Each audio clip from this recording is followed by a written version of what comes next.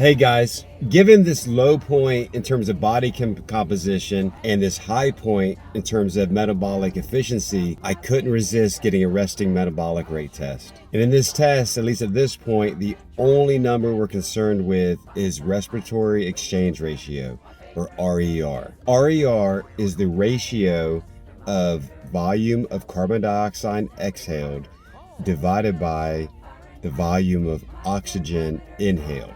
Because we know from episode 2 that the glycolytic system does not require oxygen to burn carbohydrate as fuel, whereas the oxidative system or the aerobic system requires oxygen to burn fat as fuel. And so because of this, we can tell by this ratio how much oxygen we are processing and thereby how much fat we are metabolizing. This value typically falls between 0.7 and 1. Where 0.7 means you're almost exclusively utilizing fat for fuel, and a 1.0 would indicate you're almost exclusively using carbohydrate. Our results today literally broke the scale. If we look first at August 2022, my RER was measured at 0.74.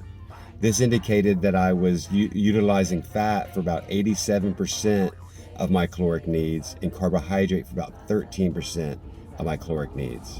Today, my RER was measured at 0.59.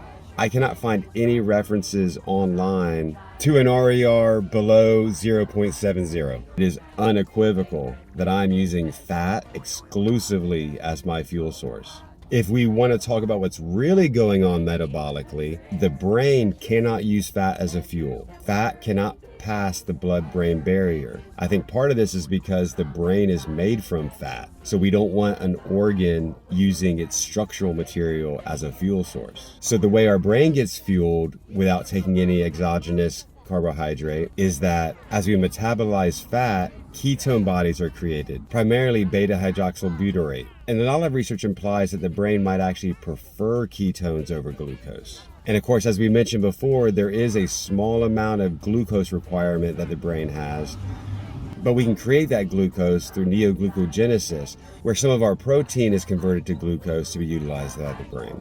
So as we maintain our focus on building strong, flexible bones and a muscular system around it, and mobility, and ultimately endurance on top of it, this is exactly the metabolic state we want to be in. So now and going forward, we're not trying to be in ketosis. We're not making dietary decisions based exclusively on our resting metabolic rate or our RER. But this is a really great check-in to say we're on the right path. We're doing what we intended to do. And so let's get on with the next 30 days.